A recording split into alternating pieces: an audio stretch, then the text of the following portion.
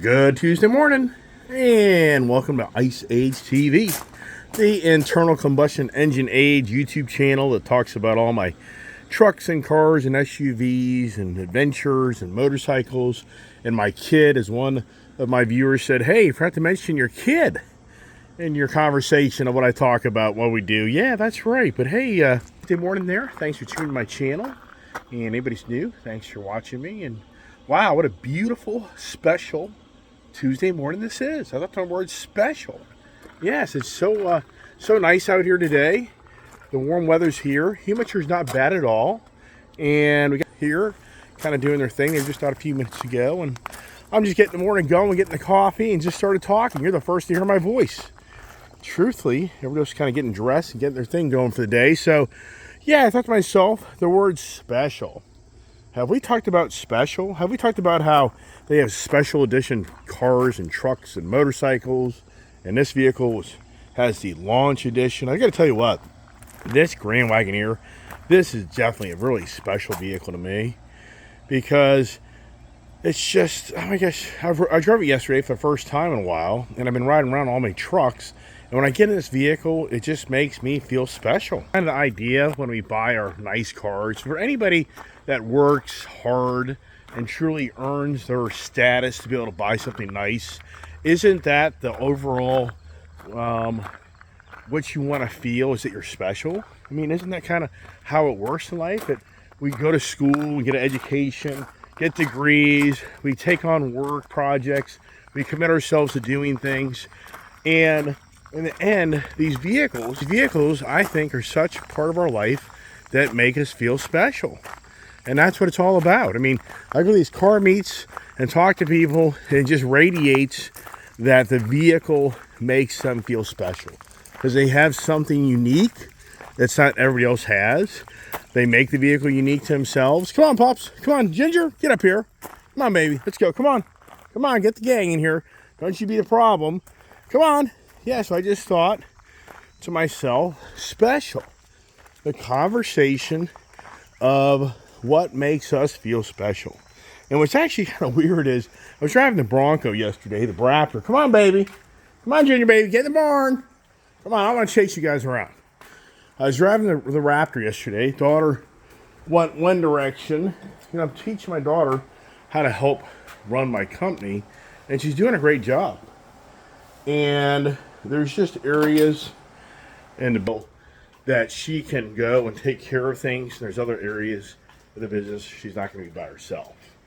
And so yesterday, I had a great opportunity to ride around the Bronco yesterday. I did close to 200 miles in it, did a 100 road trip to take care of my business.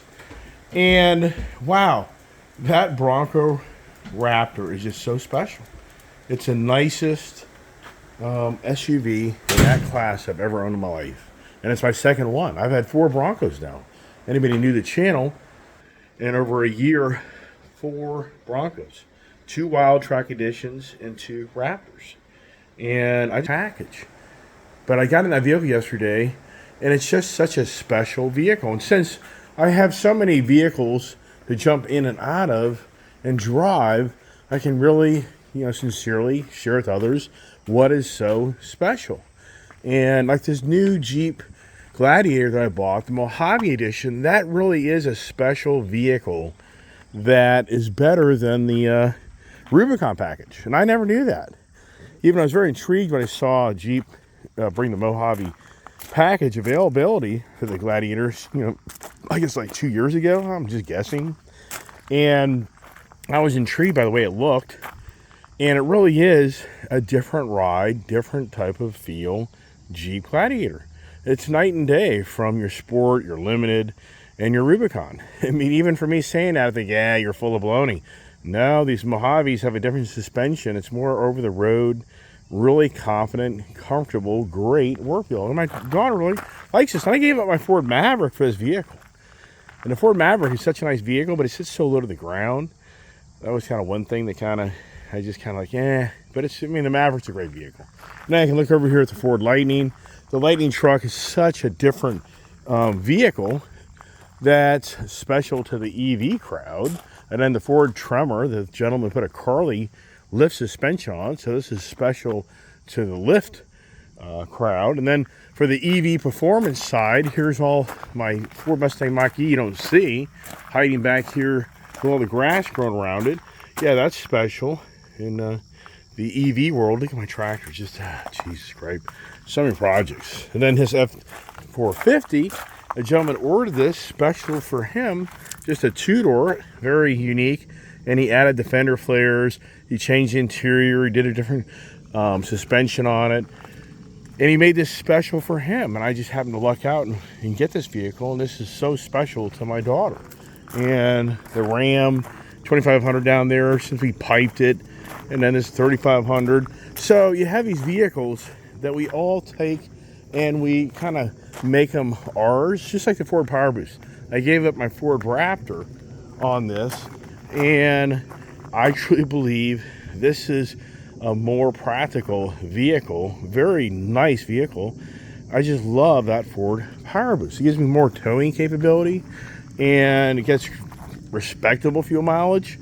I mean, I was hoping for the 23. I'm not seeing it. So it seemed to radiate back to us how we feel special when we can own them. I mean, I'm a motorcycle. These motorcycles, each one has its own personality. I think that the Indian here has a dead battery. You know, what's interesting is people are reaching out on my shorties about having battery tenders. And some are like, yeah, you know, you better be careful putting a battery tender on that motorcycle and blah, blah, blah. And I'm like, okay, so here, let's see if this bike, yeah, it's dead. It did. So this is a 2022 Street Bob. I'm a Street Bob, duh. Chief. 2022 I bought last December, right after Christmas. And so this bike had like 800 miles on it. From 200 miles, I can't remember how many miles it had on it. So this bike is dead because it's been sitting more than being ridden. When I was down in Florida and I left it there in January and then was supposed to go back shortly thereafter, but things changed in my life. So this thing's been constantly sitting around.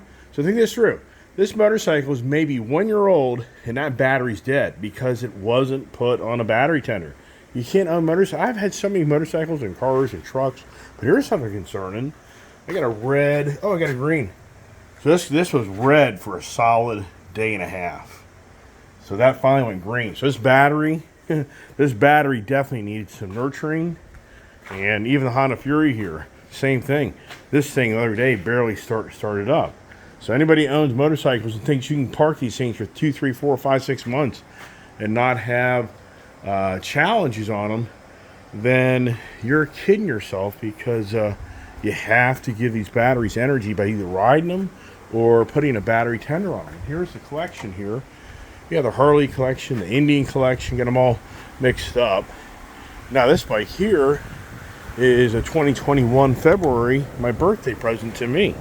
I got up in Pennsylvania at Best Motorsports. So a lot of people here reaching out. A lot of people like the looks. But I tell you what's so dangerous now for me is now owning the new CVO Road Glide that makes me feel special, because I was able to actually get one, didn't order it, and the deals didn't go down. And now riding this motorcycle and just how it really is, really is big time different from that motorcycle. It's just kind of now hard to get excited to ride that motorcycle. So now it's like, yeah, I was thinking to myself this morning, what do I give up? What do I give up for, you know, what do I give up for something else? Yeah, I don't know. Who knows? It's always, the wheels are always turning for me. And here's the Honda CB650. I got a whole thing of Honda parts and accessories. I don't even know how to put the damn things on. Too much stuff. Here's my Indian foot pegs for my passenger rear floorboard to duplicate the bigger floorboard rear passengers. My daughter, this is the first motorcycle that my wife actually let me start letting my daughter ride on with me on my motorcycle. So this bike kind of has a lot of kind of a history to it. The daughter just loves this motorcycle, and I'm not lying, this is the first motorcycle that my wife finally let my daughter sit in the back and ride around with me, and she learned how to ride a motorcycle in many aspects of the road wise, street wise, by just being with me so much. And that Indian Challenger too, my gold, my bronze, smoke, whatever you call it. Oh, one can't even remember. Ah, my gosh, it's just all show. And I think that when you can own a really nice car, motorcycle, truck, SUV, that radiates back that you feel special. And I get people that call me out, oh, you brag about your cars all the time, and da-da-da-da, and you're so special. And like, probably be a little more special if I actually owned these things. You know, if the banks didn't have a note and everyone, me, realize it or not, there's just a select few things in my life that I actually outright own because I'm always buying and getting rid of things, and the banks own them. So I mean, for me, if the dire straits were to happen, sooner than later in my life, all these special things would go away very quickly. And it's just material things. And things, hey, come on, let's get up here and get the morning conversations going. So come on, Tank, get on my way. Why do you want to trip me up? I don't understand this. Dogs are dangerous because they can trip you up. Yep, first year. I mean, in some ways, I should have started the pool up because it's so hot now. It is pretty hot, but it's not like radically hot. After being down in Florida, I always, look at that. Roadmaster Indian. Notice how yeah. I didn't even get an Indian. I didn't get a Harley hat for my last purchase from my dealership. Oh, yeah, that's special. My special order parts should be coming in any day. Uh-oh. Oh, my sticker's staying. Yeah, my special order on my accessories to my CVO Road Glide should be coming in. Hopefully, I think a few things probably are hidden. I don't think everything's going to be in. So what did we actually order? The mufflers, right? We got the Chrome Works mufflers. That's supposed to be in today or tomorrow. And then it will. You're on my way, buddy. Let's see here. Get over there. Turn my fan on. Get a little air. It's warm up here in this office. I leave the windows open to kind of keep the airflow. But yeah, so the special order for my Chrome Works Harley CVO Road Glide 2023 I bought. And then I ordered the windshield to replace the windscreen. But that's not going to probably be until Thursday or Friday. Which I'm really excited about that. I really think when I get that windscreen put on that CVO, I'm going to even feel more special. I really think that once that direct hit air comes off my face, and I have those new mufflers on my bike, and I really hear that. See, for me, I already have severe hearing loss, so I have hearing aids. I have very bad hearing. If I don't have my hearing aids on, I'm borderline deaf. So it runs in my family. My brother's 85% deaf. He can't even hear out of his one ear. So and my dad has hearing. So my dad's side gave us the diabetes potential and the hearing loss. That's my father's side. I'm pre-diabetic, believe it or not. I wasn't have diabetes 10 years ago if I didn't lose a ton of weight. Yeah, that's a fact. So, anyways, once that windscreen's put on that CVO Road Glide, I think I'm going to be like, wow, because I'm going to actually be able to hear that exhaust note and hear that engine more. Because right now, that's what's so aggravating. It's so much noise in your face. You just can't hear everything. That's something about motorcycles, is either you're really enjoying that ride because it's the right environment around you, like the helmet. If you don't have the right helmet, oh my gosh, I mean, if you don't have a special helmet for your head to fit right, if you've ever been the person, I've owned lots and lots of helmets, and oh my gosh, I have been an hour into a ride in some helmets, and usually they're European, like the Shark helmet, and other, is it the Schuler? I'm trying to think of the name. Schumer helmet, whatever it is, German made, I'm pretty sure. And oh my gosh, I was into an hour ride. I wanted to rip that helmet off my head. It was so bad. My forehead was just killing me. So anybody out there that's a motorcycle new person that's going to buy a helmet, I can't emphasize enough. The smartest thing you have to do is wear that helmet around that store. If you go to a store, you better wear it a good 10, 15 minutes at least. Because initially it won't really bug you. But everybody's head is different, and believe it or not, the European head is different from the American head. I mean, literally, the helmets are designed differently from the European side to the American side So once again, anybody out there that's new to the motorcycle riding and watch my channel and think about getting a motorcycle, getting a helmet, definitely take your time and research and definitely wear that helmet. Because once you buy a helmet, it's yours. I mean, once you buy a helmet, you wear it, you ain't bringing it back because the dealership cannot resell that helmet. And so it's not like an open box thing. Good luck trying to sell it to somebody else because you tell them it kills your head. I mean, that right there is like, ooh, I don't know if I want to buy that helmet. So special. So I just say to myself, you think about the word special, you have a special edition car. And, oh, yeah. So yesterday, a person that watched my shorty got me drive my Ford Bronco Raptor yesterday. The person commented, is that the special edition, like European or German look interior? I'm like, I really have no idea what he's even talking about. Or that person, whether he or she. And I thought special, right. And so it's pretty incredible on how the manufacturers bring out the special edition car. And we know that usually the special edition car is just a more of an accessory theme, typically, where it's the paint, it's the stripes, it's the wheels, it's the interior. Does anybody remember seeing that Toyota 4Runner special edition SR5 or whatever it was with the rainbow stripe kit on it? I was kind of like, wow, yeah, that's special, all right. You ride around that, and you're going to be special. So that's the thing. You buy these cars, and yes, I mean, anybody knows driving on the road, you look at a vehicle, and it has that personality to it, and you connect the dots to who you think is driving that vehicle. I mean, we all that's how we are, because it radiates that special type of individual would want that special type of vehicle. So you think the special edition, but then I think you've got so many launch edition, anniversary edition, limited edition, the blackout edition. I mean, I don't know. I'm sure there's probably 3, 4, 5 other words out there of the special built or the specialty, or you have the specialty automotive group, or the CVO, the custom vehicle operations. What's another abbreviation? And it all comes down to the vehicle is being customized in some degrees.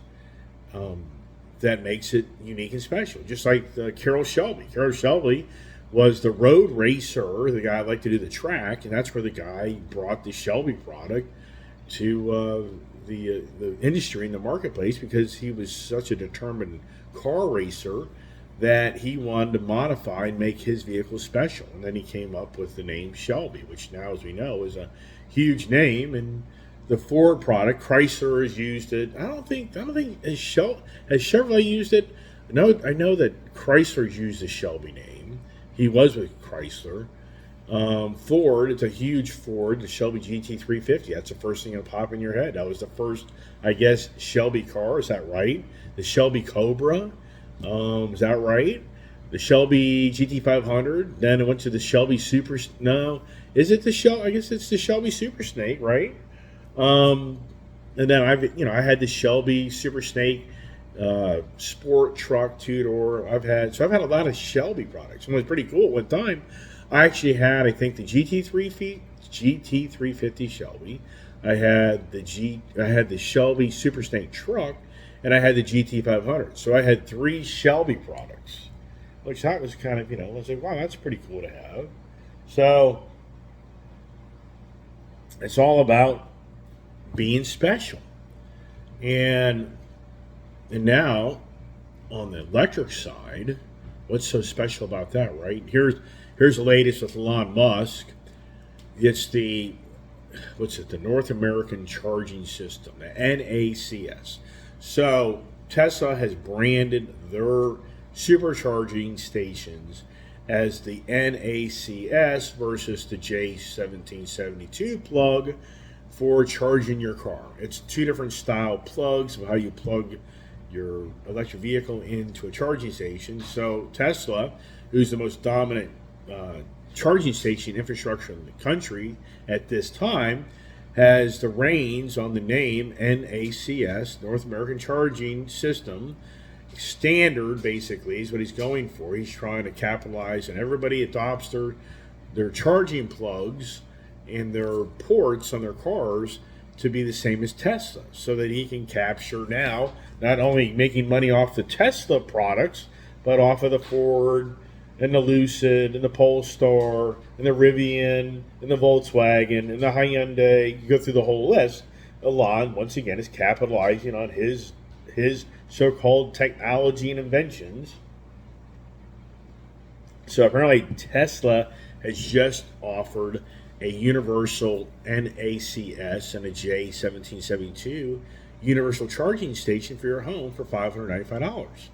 And in this new charging station, it gives you the Magic Jack or the Magic plug, where it's just a plug that's just like an adapter that plugs in. So one is for your charger for your Tesla.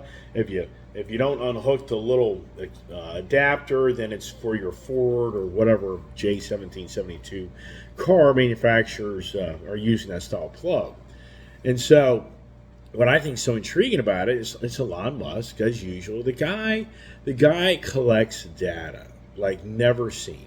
I mean, if you just step back and look at Elon Musk, what this guy's accomplished with his cars, collecting data, the artificial intelligence guy that in the one side of his mouth thinks it's the most dangerous thing in the world to mankind, the other side of the mouth, the guys want to bring it as fast as possible. So this new universal charging station you can buy and install your house, it's definitely a 220. It's not the supercharger. I don't believe it is. It could be. I don't think it is. I think it's a 220 setup like I have here at my shop. And it's only $595. And it's a relatively easy install for most homes. Those supercharging stations, that gets into a whole other ball game of your panels and upgrading your panels and la la la la. But the point is, he's going to have the mobile app for you to sign up under his Tesla mobile app for you to have access to your charging information when you plug your car in. It's like, hello. Here we go again. Here's Elon Musk now capturing information off of non-Tesla vehicles.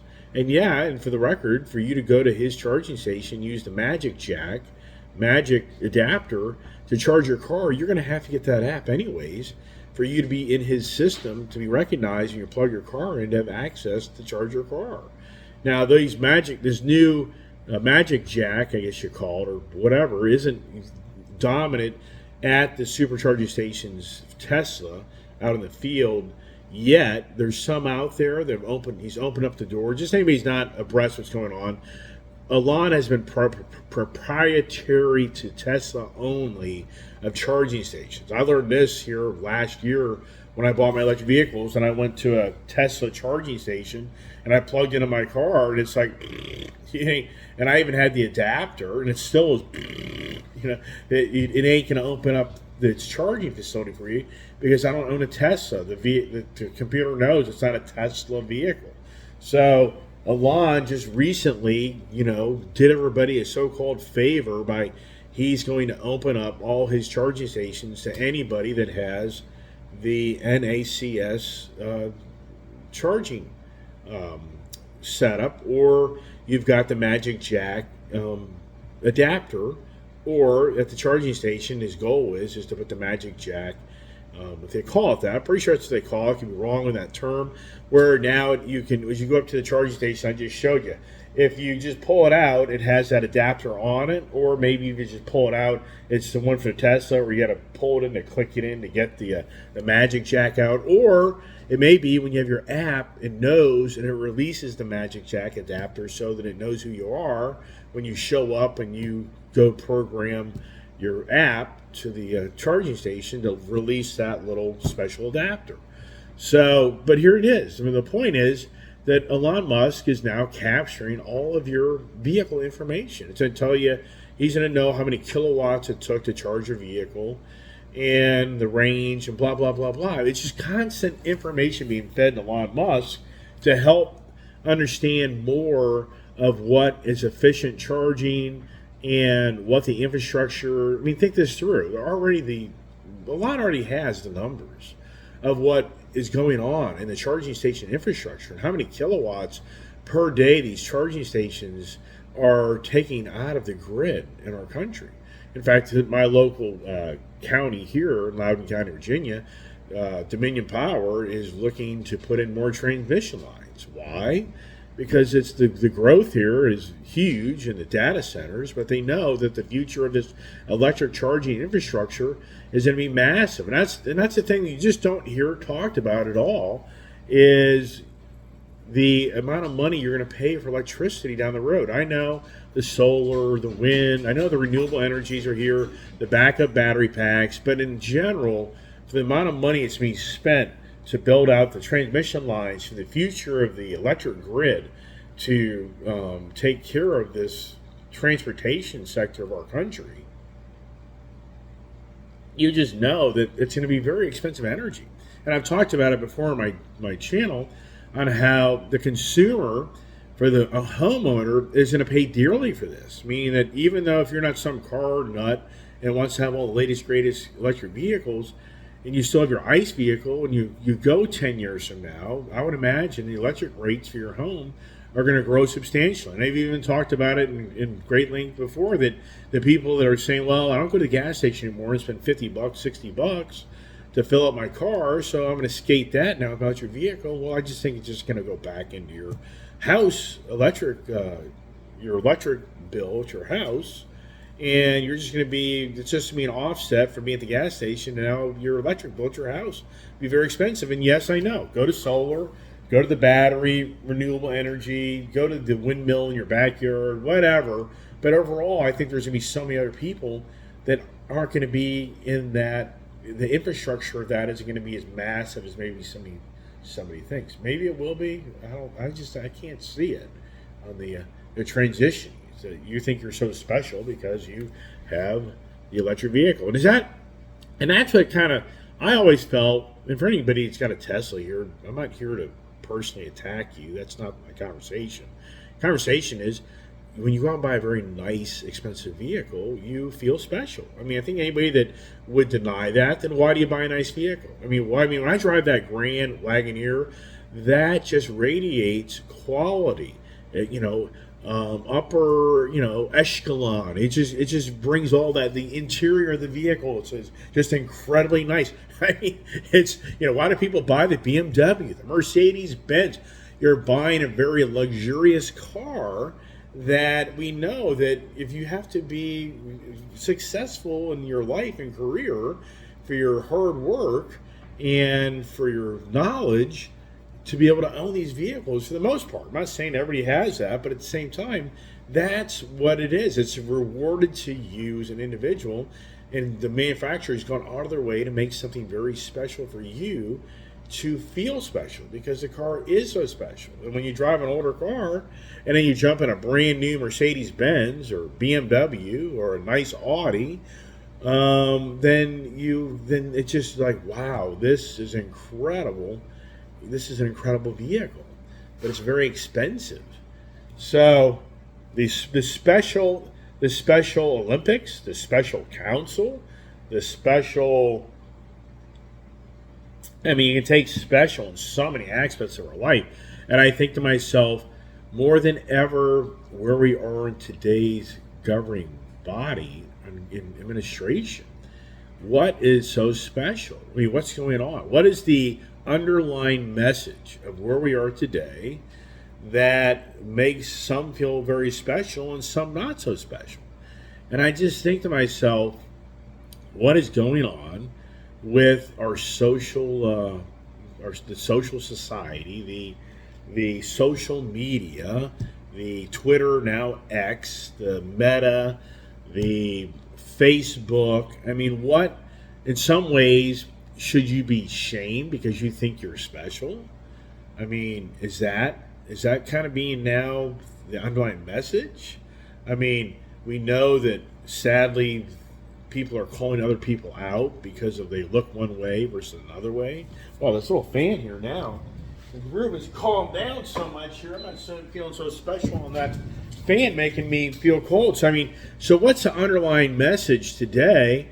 That we know that the green agenda is very special, that the big business that's looking for the IRA, Inflation Reduction Act, aka the New Green Deal, we know that these businesses that are given these millions of dollars, that they feel special if they give that grant, or however you want to word it, for that company to be able to build their battery factory or their solar panel factory or their chips, the semiconductor chips factory, because you're given special attention by the federal government of the industrialization of our economy that is allowing these businesses to come here from overseas and being treated more special than the Ice Age, the oil, the fossil fuels. Those people are not being treated special at all.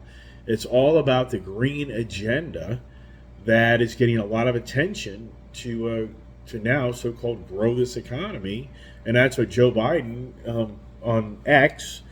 It isn't Joe Biden, it's somebody writing. I guess it's probably Barack Obama. My guess would actually, I never really thought that through, but Barack Obama is probably posting for Joe Biden. That's probably what's going on. I mean, Barack Obama is just how many blocks away from the White House? So I just thought of that. It's Barack Obama that's posting for Joe Biden. Because there's no way Joe Biden has the time or has the intellect to post what he posts on X, aka Twitter. And so, because the green agenda is getting a lot of attention, and it's constant pounding the table that this new green agenda IRA is going to provide incredible opportunity for jobs and infrastructure, and economic boom, and blah blah blah. So here's the special inflation or special sales of July. So July, the retail sales are up. So people are out spending money, even though right now they claim that the credit card debt is at the highest ever, $1.03 trillion that people have charged up in their credit cards, highest ever that this country's ever seen. That people are carrying debt now in credit cards. And so, but the retail, so the economy is in some aspects staying robust through the food sector and the shopping, but the car sector was down some, and some other things where the recreational stuff was kind of down, but overall. But then some people are saying, yeah, but of course sales and expenditures by people are up because everything's more expensive. So I don't know, how do they come to that number of what they can figure out what's going on in the economy of people spending more money than they thought. So the numbers are a little higher than anticipated, but is that based on, I mean, how do they come to that number? If everything's more expensive, wouldn't it just be more higher, sales numbers anyways? If you go to the store and you used to buy 10 things for $100, and now you can only buy 5 things for $100, that's kind of radical, but that's, so how is the consumer spending more? Meaning consuming more. You're spending more, they're consuming less. All right, we all have a special thing in our life. And what is that? I mean, if you watch my channel, you see my special thing in my life is the constant addictions to owning cars and trucks and motorcycles. That's my challenge. Yeah, that's what I guess that makes me feel special, because I can go out and buy all these things. Yeah. Wow, right. Yeah, I'm real special, right? I'm sure some people, yeah, you're special, all right, Mr. Iceman. Yeah, right. I get all that. So anyways, video's getting long. I'm going to cut it off there. Hey, everybody, thanks for watching my channel. And yes, we are in special times, and I'm going to kind of leave it at that, because somebody doesn't like my channel will probably make claims that I'm making accusations and misleading people of information. And wow, does this sound like the state-run media? Does this sound like sitting powers to be? Yeah, wow. Yeah, am I going down that rabbit hole, right? So anyways, thanks for watching my channel. Everybody have a great day. God bless. Stay safe. What are you doing next?